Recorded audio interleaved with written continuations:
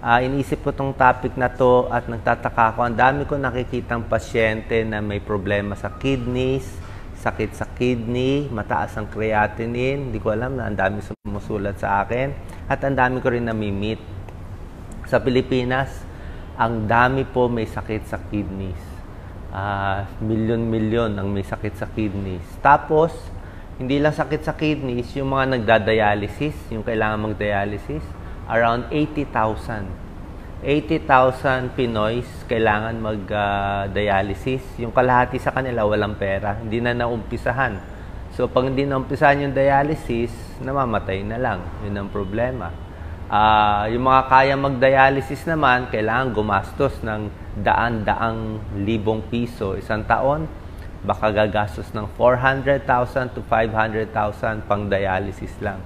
Matutulungan konti ng PhilHealth at yun. Ngayon, ang problema sa atin, kaya ginawa ko tong video, napapansin ko, sa buong bayan natin, maraming binabaliwala ang sakit sa kidney. Marami sa atin, binabaliwala ang mataas na creatinine. Sinasabi, wala naman ako nararamdaman wala akong sintomas, baliwala yan. Bigyan kita halimbawa, nung isang araw lang, 2 days ago, may na-meet ako. Isang driver siya, 50 years old.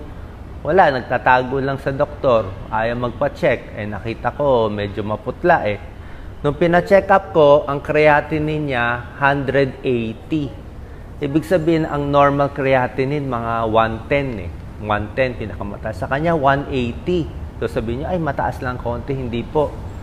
Ang creatinine, pag tumaas ng bahagya, makinig po kayo, kung tumaas ng bahagya, ibig sabihin, malaking damage na sa kidneys.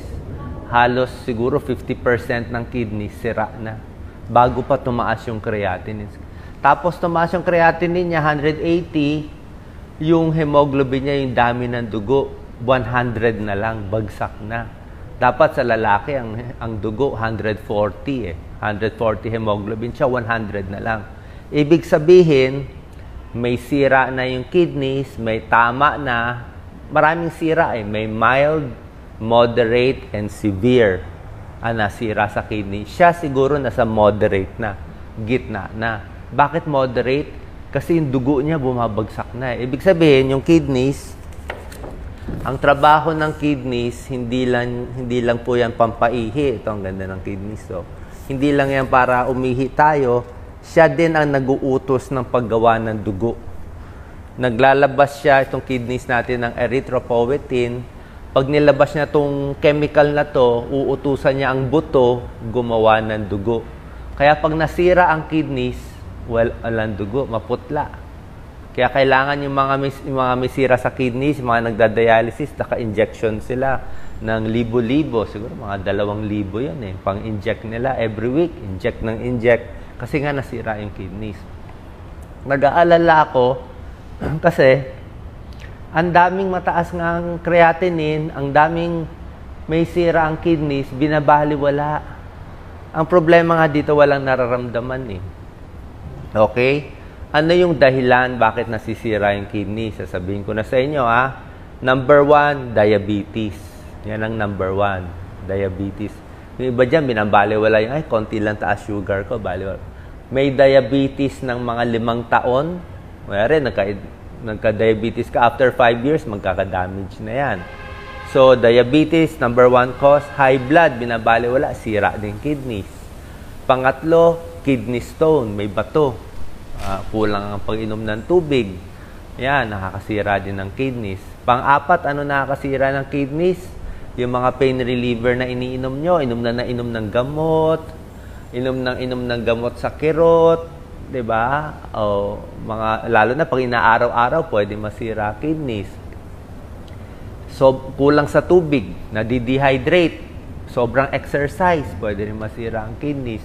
So, mataas ang uric acid, pwede rin. So, ito po.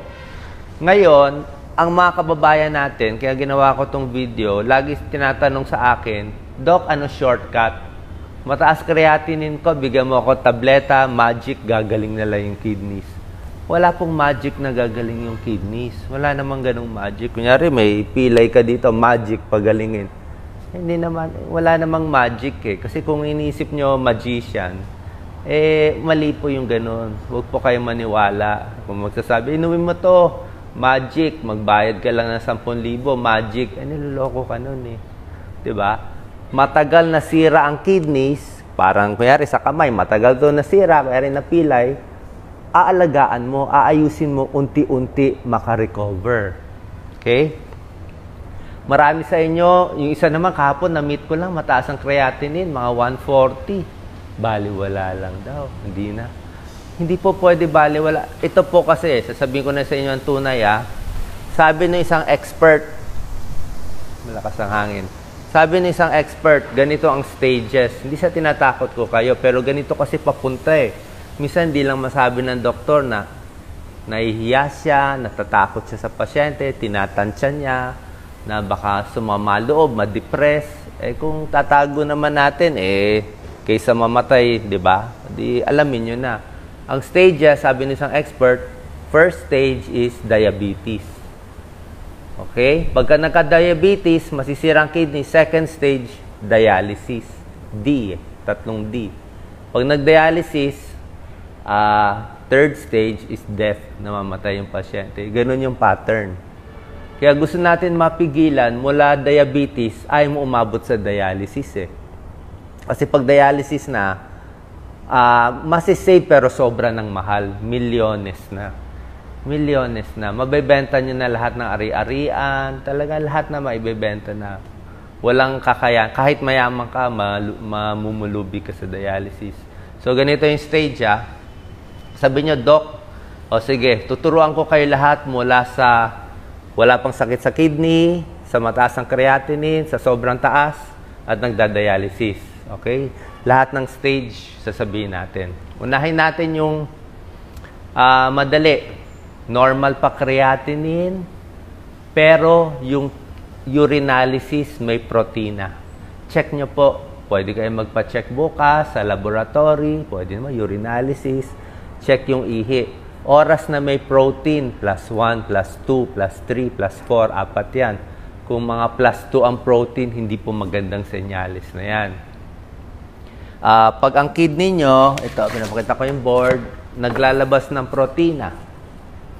Ito kasi nagsasala eh. Minsan, pag nasira siya, may lulusot na protein.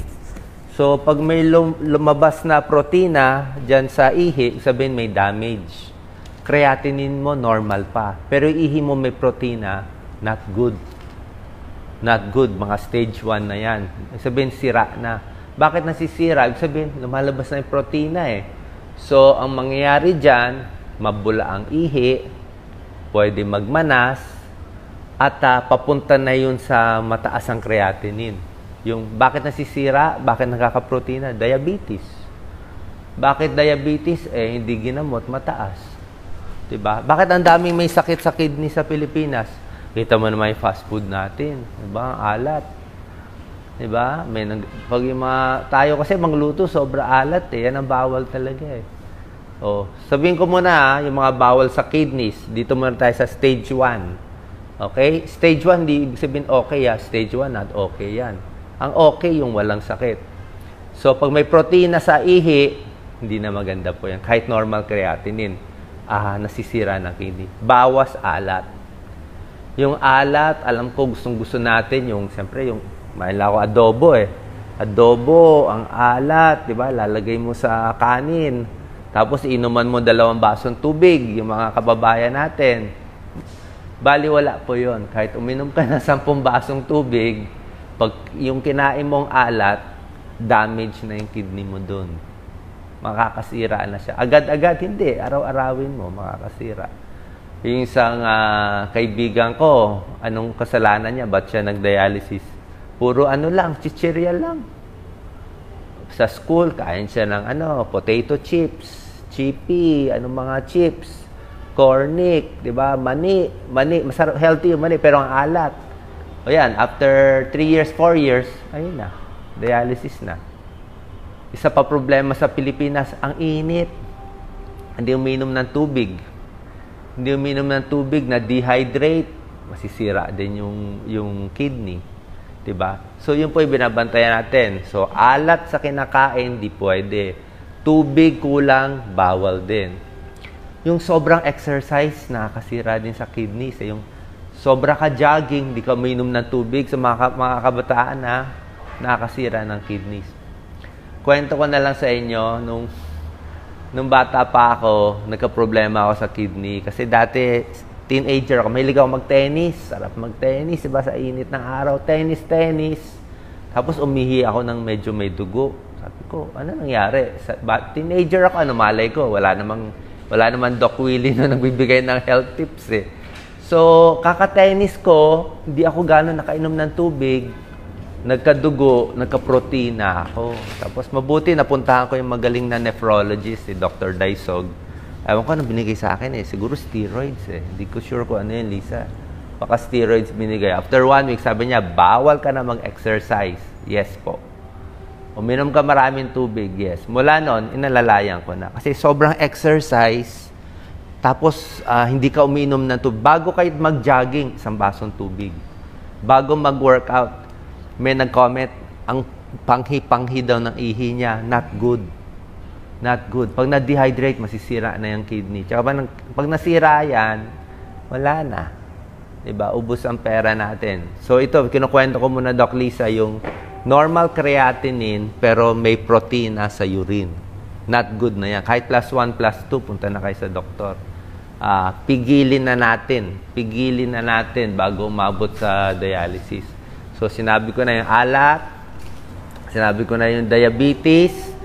Sasabihin, Doc, diabetes ko, mild lang eh. Ang sugar, konting taas lang naman. Di ba? Normal is mga 105. Tapos sugar daw niya, 110 o 120.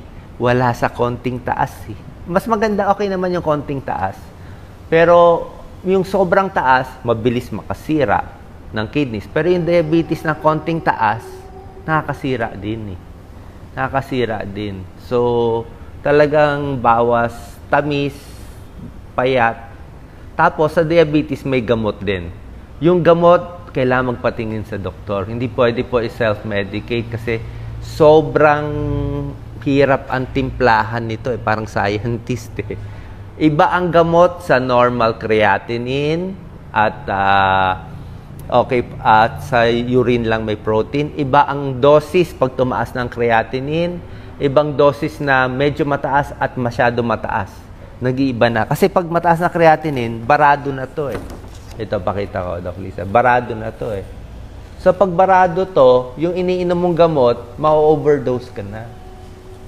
Ma-overdose na. Kung ininom mo yung, kunyari, 500 milligrams ang ininom mo, eh, pag normal kidney mo, okay, 500 milligrams.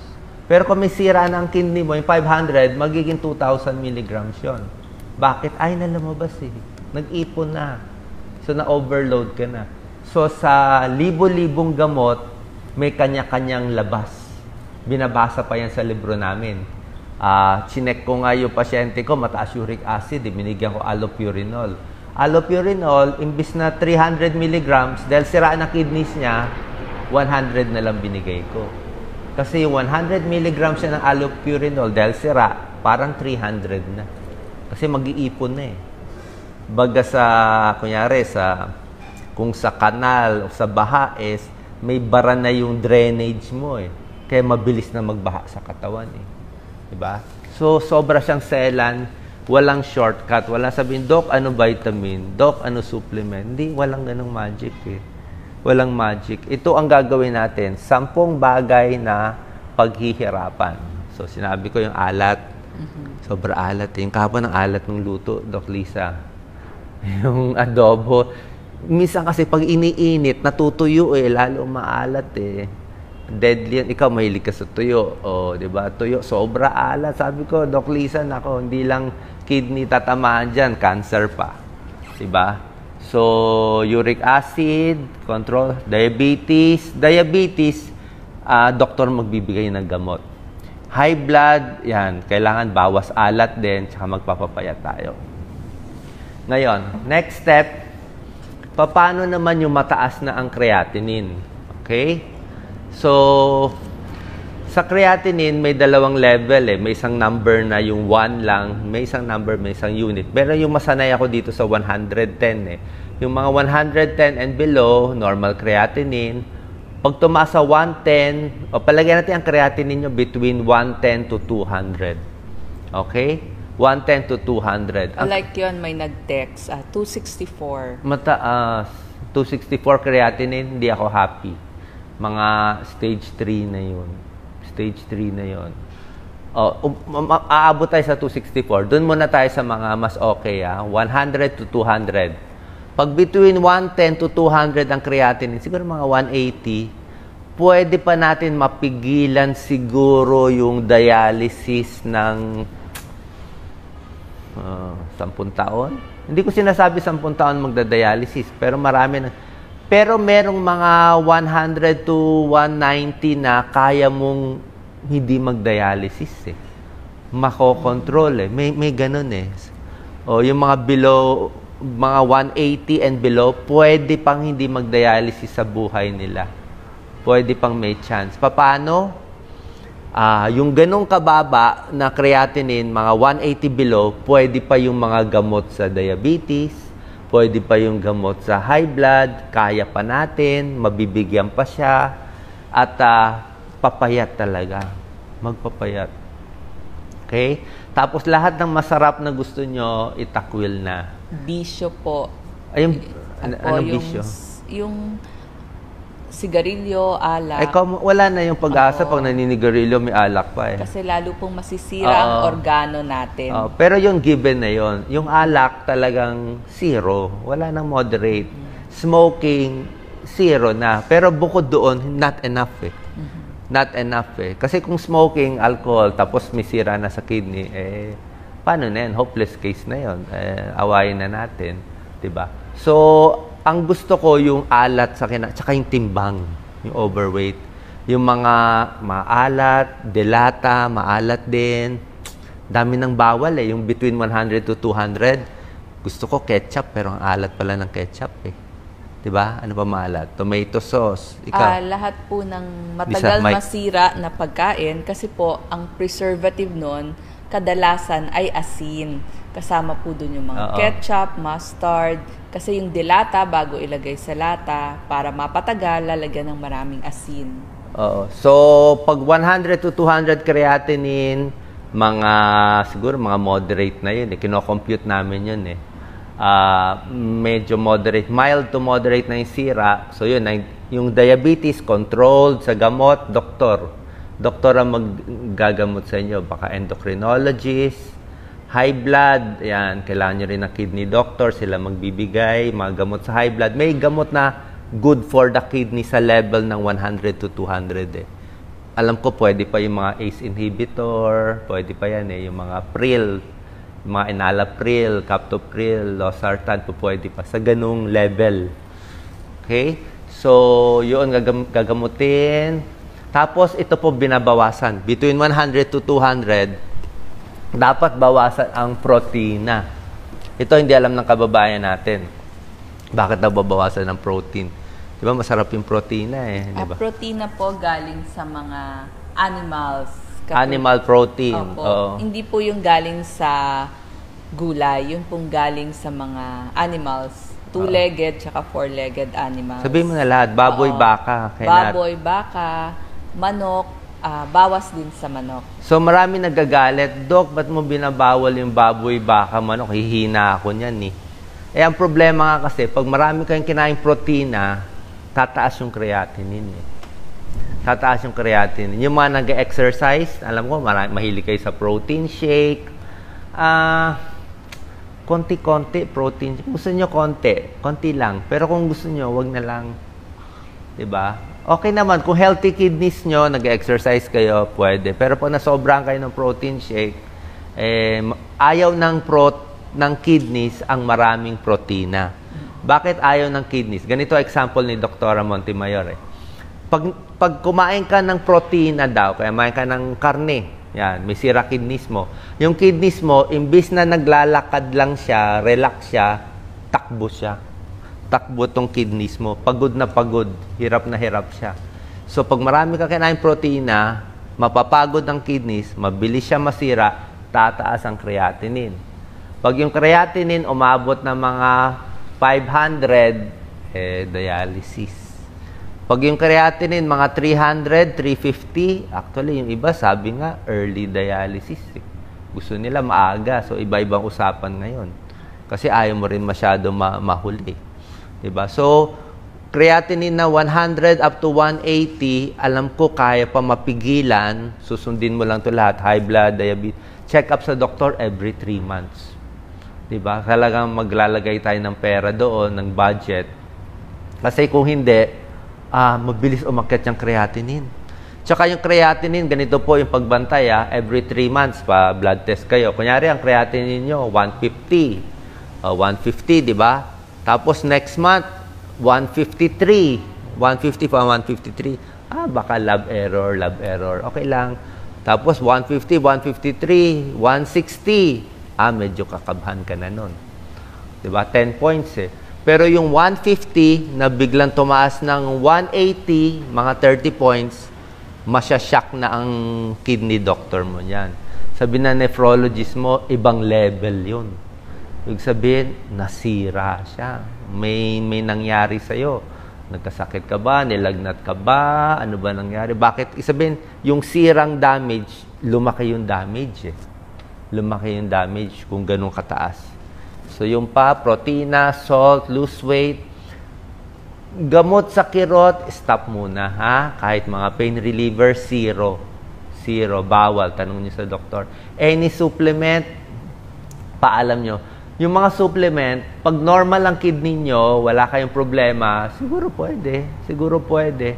Pero, basta may sira na ang kidney, mataas ang creatinine, lahat po, hindi na po pwede muna.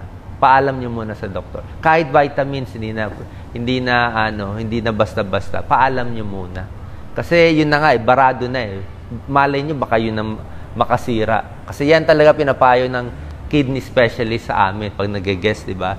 I-warning mo, lalo na yung mga hindi mo alam yung mga component, di ba? Sabi mo, natural, i-check nyo muna.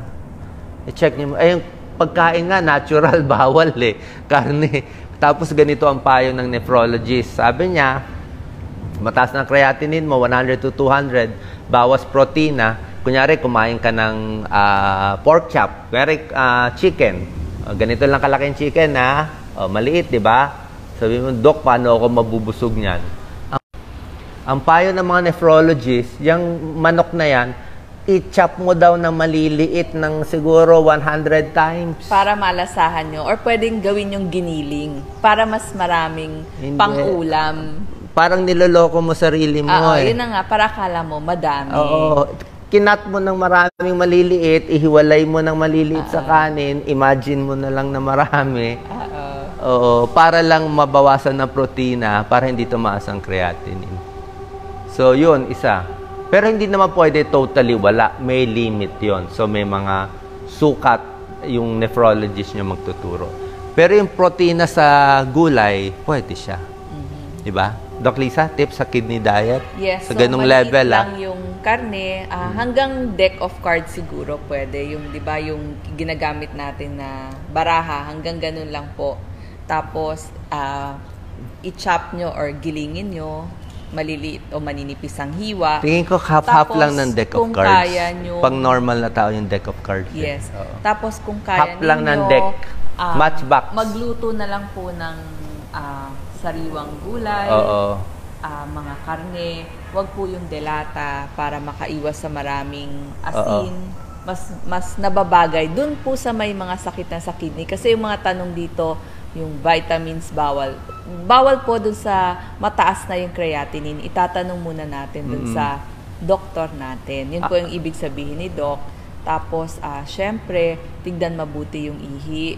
Yung mga bumubulang ihi, tapos medyo may puti-puti sa ihi.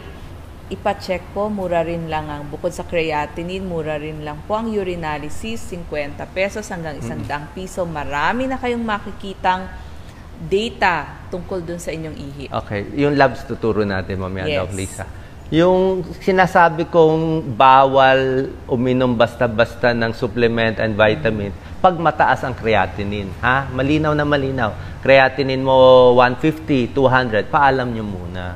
Kasi nga, lalo na kung more than 200. Kasi yung ginagawa nyo, baka lalo makadamage. Kasi nga, may sira na eh. Pero pag normal kayo, let's say normal, okay, kidney mo, hindi mabula ihi mo, pwede ako, minom ako ng Centrum, di ba? Pero ako every 2 days. Tsaka kung inom ako ng vitamin, ang daming tubig. Tubig, inumin. Oo, kasi maninilaw yung ihi mo eh. Yung payo ko bago mag-exercise ang kabataan, inom ng maraming tubig. 1-2 baso bago mag-jogging. Pagka-basketball, inom na naman 1 baso, 2 basong tubig. Para yung kidneys mo hindi masyado masira. Kasi pag sobrang exercise, minsan nagma-muscle nasisira yung muscle. Okay? So, paano naman yung creatinine na 200 to 300? Okay? 200 to 300, mataas na yun. So, talagang pupunta ka na talaga sa nephrologist.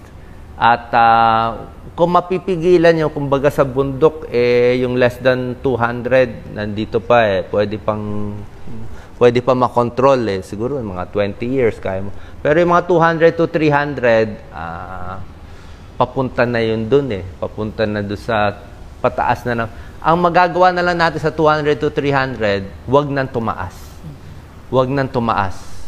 Okay, pero pag magkasakit, biglang trangkaso, dun biglang tumataas from 200 magiging 250, wala nang babaan yun pag tumaas yung creatinine, hindi na talaga mo. Kung bababa man, konting-konti. So, 200 to 300, mataas na.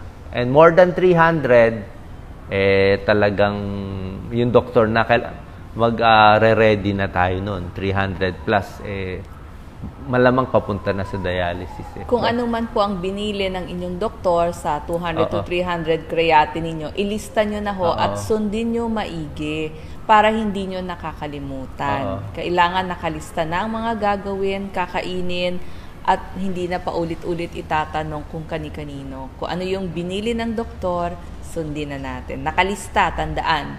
Lapis, papel, pagpunta sa doktor. Yes, Doc Willie. Yes, yung may pera pumunta. Pero pag gano'n, wala talagang choice Creatinine 200, actually creatinine na mataas, walang choice. Gastos tayo, utang tayo, magmakaawa tayo, magpapacheck sa kidney specialist. Gusto ko kidney specialist pag gano'n kataas kasi sobra na yung timpla ng gamot Oras na tumaas, binabago yung gamot, yung creatinine. Oras na bumaba, iniiba yung mga gamot. May gamot na pag lampas na 250 ang creatinine, bawal na yung gamot Pero may gamot na pwede pa pag mababa. Okay, inuulit ko lang diabetes, high blood, sa bato, inom ng tubig. Yung bawas protina, pag yung creatinine, medyo mataas. Pero kung nagda-dialysis na kayo, let's say nagda-dialysis na, Doc Lisa, may araw tatabi tayo mamaya. Let's say nagda-dialysis na kayo, ibang usapan na yon. Lipat tayo, Doc Lisa. Malipat lang kami dito, lakas ng araw. Yan, new place. Okay. Yan, wag lang masisira internet. Ang baba naman ito, taas. Yan. So, pag nagda-dialysis na, ibang usapan na. Kung nagda-dialysis na, pwede ka na kumain ng protina. Kasi mas madami na. Paano nagda-dialysis na Siya na yung pinaka-kidneys mo Yun na yung maglilinis ng inyong kidney, ng mga dumi-dumi at basura ng katawan. Okay? So, ibang usapan yun. Ang gusto ko lang ngayon, ang tina-target ko, yung mga mabulaang ihi, yung creatinine na mga between 100 to 200, gusto ko mapigilan kasi nakikita ko binabaliwala nyo. Nakikita ko, kumbaga sa yung kotse nyo nandito nagda-drive. Nakikita ko sa dulo nung daan, merong may bangil dun Papunta na kayo sa bangil, kaya nakita ko, doon maraming malulugi. Sabi ko, baliwala, drive pa rin sila, easy lang. Sayang naman. Kaya gusto ko, nandito pa lang tayo sa nagda-drive, U-turn na. Diba? Atras na tayo, may bangil dun. Hindi nga po pwede doon So, yung mga kinakain nyo, iwas na. Diba? Sa fast food, Wala akong ma-recommend ng fast food eh. Ang alat lahat eh. Kung pwede, wag nyo nang palagyan ng salt kapag bumili kayo ng mga french fries, yung mga ganong pagkain. Mantika eh. Oo. So, mas maganda nga yung lutong bahay. Pero minsan, kailangan yung kumain sa labas kasi naabutan na kayo ng pananghalian, hapunan doon. Pabawasan nyo na lang yung paglalagay o wag nang lagyan ng asin. Pero mas maganda talaga, wag na lang kumain sa fast food. Wala akong nakitang, ano bang okay na fast food? Subway lang. Subway, pwede. Wendy's. Siguro yung mahirap sala. kasi hanapin yung iba. Wala eh. Oo. So, kung pwede baon, mas makakatulong ang pagbabaon. Kasi Skyflakes na lang. Luto. Skyflakes. Magic Flakes. Wala eh. Soft drinks. Wala nang soft drinks. May nagsabi soft drinks. Itakwil na talaga yung soft drinks. So, ganito gagawin natin Kasi gusto ko Lisa pang walang pera eh. Yung videos natin pang walang pera, kung kaya magtipid, ito yung pang walang pera pa. Pag wala pang pera, duda kayo, magpa-urinalysis na kayo. Okay? Sulat nyo, urinalysis. Requested by, lagay mo na lang, Doc Willie Ong. Ako na nag-request sa inyo. Wala, masama eh. Urinalysis. Yan mga 50 pesos. Check ko, may protina, may dugo. Nandun yun. Inom na maraming tubig 10 to 12 glasses. Next, ultrasound ng tiyan. Papa-ultrasound ng buong tiyan. Siguro magkano ultrasound ngayon? Nagkakahalaga po ng mga 2,000 hanggang 3,000 piso ang ultrasound ng buong tiyan. Baka 2,000 lang. Apo, range po yung sinabi ko. Sa laboratory sa labas, mga 2,000. Pag sa loob ng ospital, mahal. Isang 3,000 or more. Pwede na doon sa labas. Tapos, nanggaling ko itong papel. So, 2,000. Tapos, magpapa-ultrasound tayo. Bakit tayo magpapa-ultrasound? Gusto natin makita yung kidneys. Ano makikita? Baka may bato na doon.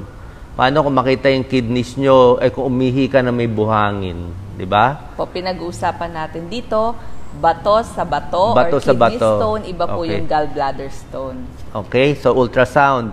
Makikita sa buong tiyan, makikita rin gallbladder, makikita ang kidney, kung nasisira. Pakita mo, Doc Lisa. Ayan. Ang maganda dito sa kidney, ang binabantayan natin, makikita ng ultrasound kung may bato Masabi niya may bilog. Yan. Makikita rin dito sa kidney kung lumalaki itong pelvis. Ito mga resulto. Pag sinabing pong pelviocalectasia, not good. Yun ang ayaw na ayaw ko. Ibig sabihin doon, pelviocalectasia, ibig sabihin, itong pelvis ng kidneys, lumaki. Bakit siya lumaki? Barado. Ibig sabihin, lumaki na to, nagbarag. Pag lumaki to, ibig sabihin, may mga bato-bato na to. May bato. Tapos pag maraming bato, masisira na. Bakit nagkakabato?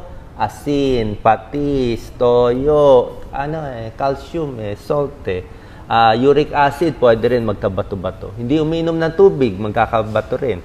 Kasi hindi nga nahuhugasan. So yan makikita sa ultrasound. Okay? Ito yung mga, pakita na natin. Ang ganda nito yan, Doc Lisa. Okay yan, hawakan mo. Ito yung mga milyong-milyong mga maliliit na filter sa loob ng kidney. Itong kidneys na to may milyong-milyong ganito. So, lahat ng milyong to dapat gumagana. Okay? Pagka nagkabula na yung ihi mo, yung sa milyon, baka 10-20% masira na. Pag tumaas ang creatinine, baka 40% ito sira na. Paano makaka-recover? Minsan, di nagre-recover Diba? Kaya nga puro kidney transplant ang habol natin Diba? Recover, mahirap kasi pag na-damage na. Pag napeklat na, minsan, paano pa maano? Pwede, pero mahirapan tayo. Usually, may kasalanan yung naging pagkakamali yung pasyente. Maalat na kain, hindi nagpa-check up, hinayaan yung diabetes, na ilang taon, nagtago sa doktor. Sabihin, may ganong pasyente, parang goodbye na muna, Doc. Forget muna kita, tsaka na tayo magkita. Or yung iba, better daw hindi magpa-check up. Para hindi alam, para biglaan na lang. Mas mahirap po yun, kasi mas magasto sa bandang huli. Pwede bang tiisin ng mga asawa mo, nung anak mo na hindi ibenta yung ari-arian ba nakitang nakaratay ka? Walang choice eh. Talagang igagastos. Magbebenta sila. Magbebenta ng sila. Naipon. Tsaka natin pag-usapan yung mga kamag-anak na nagbebenta ng gamit para i-save yung buhay, pero meron ibang kamag-anak hindi binebenta eh. 'Di ba? Iniisip nila yung sarili. Kanya-kanya 'yon, kanya-kanyang opinion. Wala ko sinasabing tama o mali. So ito yung test, ultrasound, urinalysis, ultrasound, whole abdomen gusto ko whole. Kita buong tiyan, pati sa mga myoma, lahat kita doon. Fatty liver. Tapos creatinine, papacheck nyo sa dugo creatinine, yan yung level, dapat normal, at CBC. CBC is complete blood count. Pag bumaba na yung hemoglobin, bumaba na yung dugo, ibig sabihin, malala ang sakit sa kidneys. Okay? Malala yun pag mababa na hemoglobin. Yung nakita kong case. Tapos, ipapacheck din ang potassium. So, CBC, creatinine, potassium. Potassium kasi, pag mataas na creatinine, nag-iipon na rin yung potassium. Pati yung saging, mapagbabawal na. Pero sa umpisa, pwede pa yung saging. Kaya minomonitor kung gaano kataas na yung potassium At yung fasting blood sugar. Okay? So, depende sa creatinine. Pag normal, itong pagkain, maganda. Saging, prutas. Pag medyo gitna ng creatinine, bawal na kumain ng karne. Konti na lang. Pag mataas na creatinine, ang dami ng bawal. So, iba-ibang stage, iba-ibang tao. Kinuwento ko yung buong stage kasi maraming nga nagpapabaya na hindi nagpapacheck. Kawawa naman. Yes. Kung may pera, isama na rin po yung uric acid. Yes. Nagkakos din ng pagkasira ng So, ulitin ko CBC, creatinine, potassium, uric acid, and fasting blood sugar. Okay? Fasting blood sugar para malaman yung kung may diabetes o wala. Pero may isang magandang test kung may pera sa diabetes. Diba? Itong fasting blood sugar, katulad ng gawa ng nanay ko, madaya. Nanay ko kasi pag magpapa-blood sugar, hindi kakain ng isang araw. Galing. Pero isang araw hindi kakain, tapos magpapa-blood test, di normal. Para hindi mabuko sa mga dating kinain. Oo. Bawal yun. Wag dayain yung blood test. Para hindi makadaya yung pasyente, wag fasting blood sugar. Hemoglobin A1C. Kasi 3 months blood sugar. Kaya hindi siya kumain na sa average ng 3 buwan, so walang dayaan. Kahit hindi siya kumain. Anong ultrasound of the whole abdomen. Buong tiyan. Okay? Pwede nyo na ito paggawa. Urinalysis, ultrasound whole abdomen, CBC, creatinine, potassium, fasting blood sugar. Pag may resulta na, punta na kayo sa doktor. Mas ideally sana nephrologist, kidney specialist. Diba? Para pagpunta nyo, hindi yung pagpunta, check up, tapos lab test, tapos balik kayo ng balik. Ito isang balik na lang. Okay? So, yan ang mga diet natin sa pre-dialysis. Sinasabi ko nga, protina, alat, at yung sa exercise, yung tamang-tama lang. Huwag pagod na pagod. Okay? Maraming nagtatanong, mga prutas, avocado daw, saging. Pag normal kidney po, normal pwede. Lahat yung test, pwede po. Pwede. Doon sa mga may sakit sa kidney, isasabi na po ng doktor sa inyo ano yung mga pinagbabawal o moderate lang. Pag may sakit sa kidney, doktor na magsasabi. Depende sa potassium. Kung potassium mo normal pa, tapos yung creatinine mo konti lang taas, di okay ang prutas. Pwede pa. Pero kung yung creatinine mo 300, 400, potassium mo 5 na, ay bawal na lahat. Tapos doon po sa laboratory ninyo, tignan nyo maigi yung papel. Meron po isang column, result. Tapos nandun sa kanan, normal level. So doon nyo po titignan kung nandun kayo within the normal level kasi iba-ibang units ang makikita nyo. Depende dun sa ginamit ng inyong laboratory. So, mas yung papel ninyo ang tingnan ninyo. Kasi nga po, iba-iba minsan ang mga units. So, tingnan yung resulta. May normal value.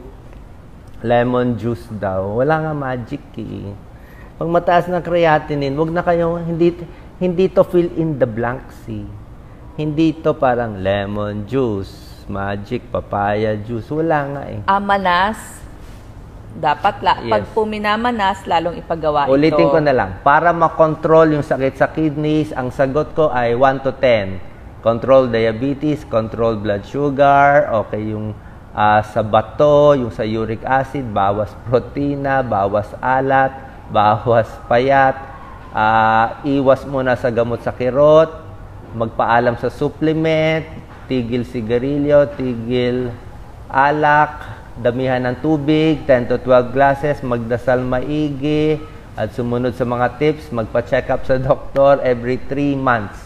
Yan ang 10 sagot ko para makontrol ang dialysis. Huwag niyo ako bigyan ng isang lemon juice magic. Mo lang ganun eh. Diba, meron bang magic biglang itong negosyo, instant yaman, scam yun pag ganun eh. Ganun talaga. Alaga sa sarili, lahat-lahat yung sama-sama. Bawas stress, bawas puyat, huwag makipag-away kay mister, yung kay misis, di ba? Lahat yan sama-sama. Lahat yan sama-sama. Uric acid mataas, di ko-control natin. Karne din babawasan at alak bawal. Okay? Any final questions? Sana naisabi ko So lahat po, gusto ko nagpapa-check up kayo. Yes, papa-check up po. Doon kung saan lugar kayo, doon po kayo magtanong sa information ng ospital o malaking clinic sa lugar ninyo. Meron din pong mga gobyernong ospital. Ipagtanong nyo lang sino po ang kidney specialist o nephrologist. Hindi po kailangang dumayo pa kayo sa malayo. Sa lugar na mismo ninyo para makakabalik-balik kayo sa follow-up. Sa lab test lang ito lang para hindi masayang pera nila.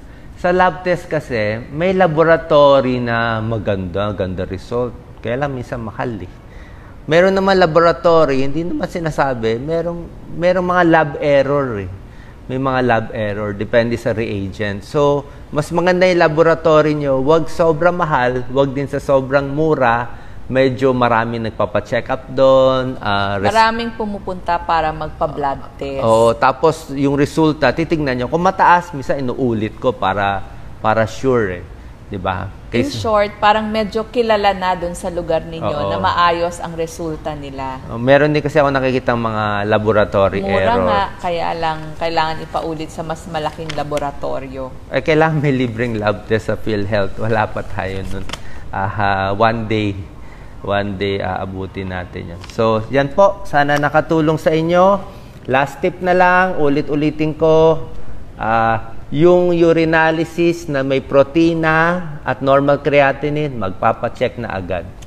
Hindi pwede baliwala. Wala akong naramdaman, hindi pwede. Ihi na may protina, matakot na tayo, go na. Go na yun.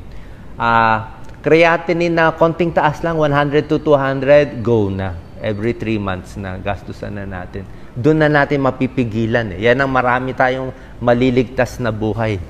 Marami tayong maliligtas na buhay sa ganyang kababa. Creatinine 200 to 300 and above, yun talaga no choice na. Diba? Pero laban pa rin yun, malay mo ma-control. Pero pag umaabot na sa dialysis level, last na lang, sa umabot na dialysis level, medyo 1 million gagastusin eh. Pero kidney transplant eh. Kidney transplant ang mas maganda kaysa dialysis. So hanap tayo kidney donor, ipon ng pera, kailangan ng PhilHealth, doon talaga papunta. Palit ng kidneys. Yun ang pinaka-way. Pag nadun na tayo sa dulo, milyon eh. Pero kahit milyon, sige lang, laban lang. Pero kaya ang hinahabol ko muna itong mga mas madali. Okay? Sana nakatulong po, hindi sa tinatakot ko kayo kasi nakikita ko ang daming mga nagbinabaliwala nila eh. So, ibig sabihin, kulang ang tips ko. Kulang ang paggalit ni Doc. Kaya maraming binabaliwala. Okay? Thank you. Maraming salamat po. Babasahin ko yung mga comments. Kung meron dong mga kailangan ko pang talakayin, ulit-ulitin natin. God bless po. Salamat po. Like and share po. Ingat po. Ingat.